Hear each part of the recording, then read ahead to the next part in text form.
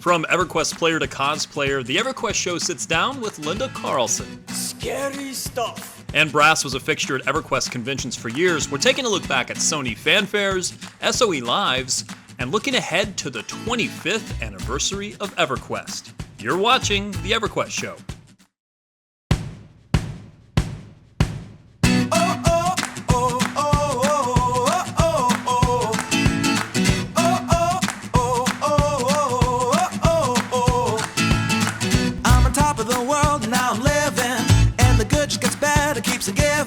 Not even close to the end, it's just beginning. Life is getting lighter while the days are getting brighter, yeah. Celebrate life and get excited about good times and good living. Come on, shout it out, hey!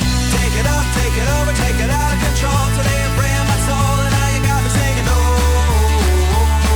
hey, oh. Welcome to the EverQuest Show. I'm Fading here in the EverQuest Show studios. And on this show, I try to celebrate the fans just as much as the games. And where there are fans, there are fan conventions. That way we can celebrate EverQuest with great fanfare. It's the land of EverQuest.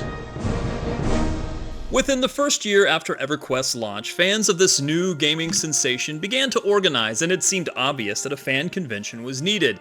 Sony Fanfare was born in late 2000, with the first event being held in Las Vegas. But over the next several years, the event moved all over the United States, alternating East and West coasts with bits of the heartland peppered in, with as many as 4 or 5 events in some of the early years. In 2005, the event opened up to other games in the Sony Online portfolio, and by 2007, Sony Fanfare had settled into an annual event stationed in Las Vegas, mainly for financial reasons. It's a relatively cheap destination for air travel, hotel booking, and it's a reasonable driving distance from San Diego, where Sony Online would need to transport employees and equipment. That's a huge undertaking, and I think they got better and better every year that they did it. I think that was done not necessarily as a gain to make money. I don't know if we ever made money, but I think with break even was probably the goal. We had a tremendous, marketing and PR team would put that all together. For the next several years, the events expanded and became quite popular, even catching the attention of the G4 show X-Play. The EverQuest Fanfare allows players to leave the polygonal restraints of their online realm for a weekend of gilding, whining, wenching, spawning, flaming, killing, casting, and conniving. Some of the annual favorite events included the welcome reception, costume contest, the banquet, and usually there was a party or a pool party of some sort. The fans were able to mingle with each other, purchase swag, meet the developers, ask questions. Even I got in on asking some questions occasionally. Hi, I'd like to see Race play a little bit more of a role. I can play the race card, but I'd like to see... How long are you going to do that one? And it was fun for players and developers alike. To be part of a large group of people getting together for the same reason. We all had the game in common, so there was always something to talk about, and everybody treated you like family. And again, I saw all manner of people that I never would have met in real life, and it was so great to realize that, oh my God, we are really all the same, and I feel comfortable with this group of weirdos and geeks and nerds. Oh yes, this is my peoples. Being at our fanfares and seeing our players dress up as our characters, it was the most touching thing I've ever seen. A group of us were standing around and this guy comes up and goes, "Hey listen, I'm an EQ2 player and I was just overseas. Your game allowed," I'm gonna choke up, "my family to play together." That affected me because look what we did something really great. There was even a wedding of a couple that met in game. A very great honor and privilege to pronounce you husband and wife. You may lift your veil.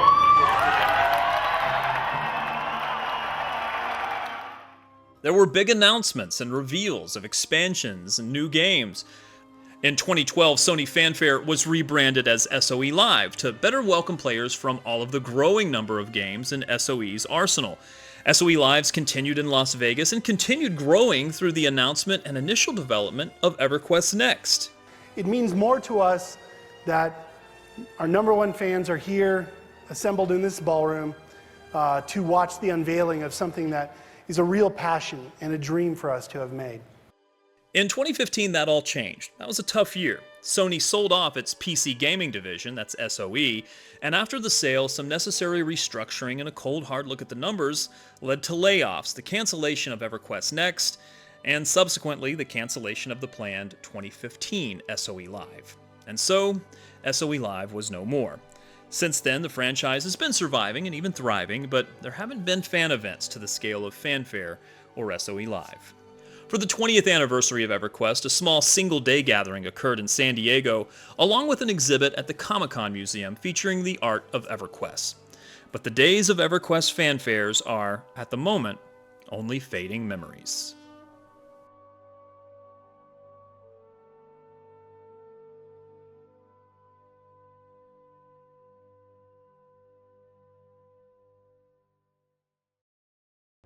If you ever had a chance to attend one of the Sony fanfares or SOE Lives, you may have come across a dwarf by the name of Brasse. Ladies and gentlemen, let me welcome to SOE Live 2013 our very own dwarf, Brasse!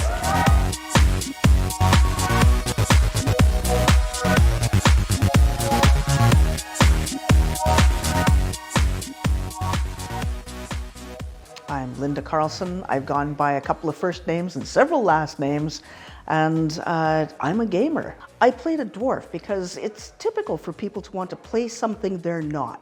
I wanted to be something strong, powerful, very resolute, all the things that I wasn't in real life. And I liked being a dwarf. And it was fun, it was really fun to role play a dwarf because you can get away with almost anything if you're role playing correctly. No, wait. No, wrong. Here. I tell you, auto-follow doesn't always work. Right there. I actually started out because, you also want to be something that you're not. I wanted to be tall and svelte and attractive.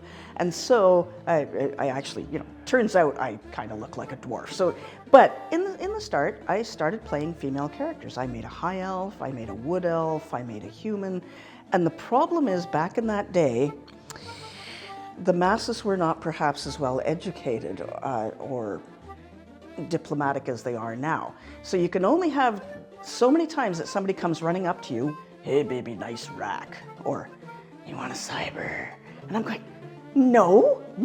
So I found out after trying 3 or 4 characters that if you're a male dwarf, no one's going to hit on you. Is that a flask on your arm? There are at least 3. You don't want to run out of vital equipment and supplies while you're on a campaign. All right, there is it.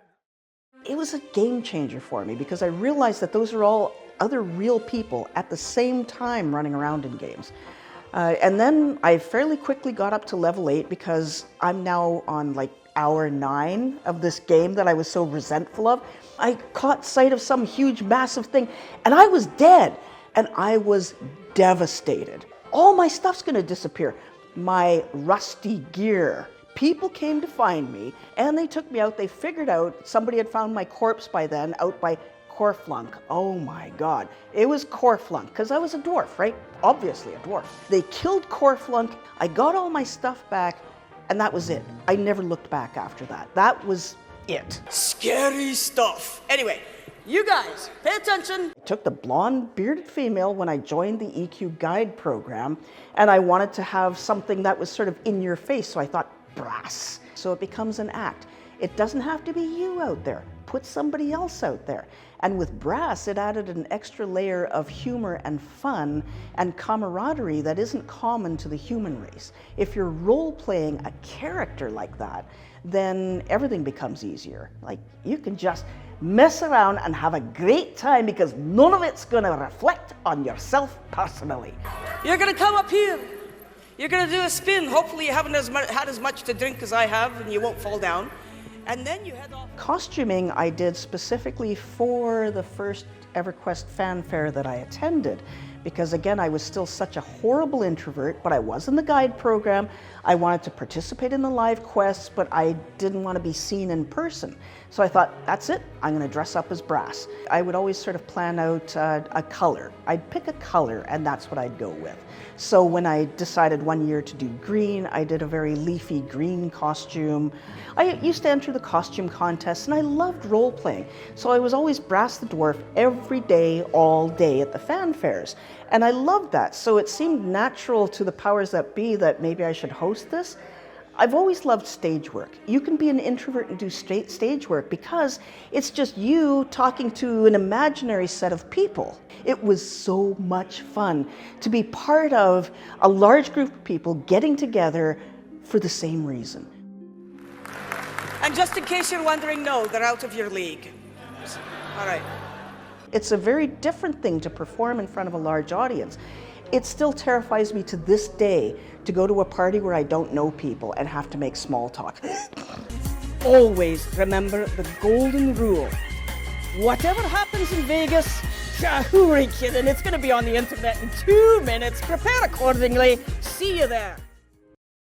It is no lie to say that the game saved my life. The game also led to my present career. I owe everything to a game. So when people say it's just a game, it's never just a game. It became a social experiment for me where I blossomed as an individual.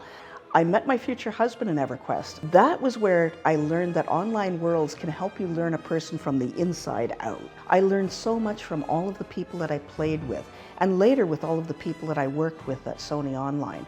I just cannot minimize that. I owe everything to this game. I've been lucky enough to become friends with Brasse and see her at many of the conventions. Looking back on those conventions makes me realize how much I miss fanfares as we approach the milestone year ahead. Now on this show, I try not to get into too much speculation. I like to only report facts, things that have been released or confirmed. I think of this as a little bit of a news magazine show. However, I did want to give my own personal editorial on the upcoming 25th anniversary of EverQuest. In my opinion, it needs to be big. On March 16, 2024, EverQuest will celebrate 25 years since launch. And to mark the silver jubilee of the world of Norrath, we need a fan event, a big fan event. Bring back the fanfare and SOE Live formula of the past and improve upon it, and keep this franchise going for another 25 years. G. Ham himself, the CEO of EG7 and Daybreak, recently talked about EG7's commitment to build franchises. We have a number of first-party owned IP that we believe are highly valuable and can be utilized further for additional titles, EverQuest being at the top of the list. And how EverQuest fits into that. Existing live games will be maintained with investments necessary. We're not pulling money out, okay? We're going to invest as necessary to continue to prolong. Like EverQuest will be here like a decade later. And I would not be surprised if it's still where it is today.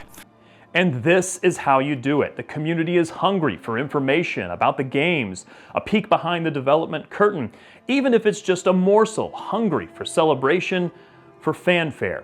Celebrate the past, the present, more hopefully and importantly, the future fans who hold this brand dear.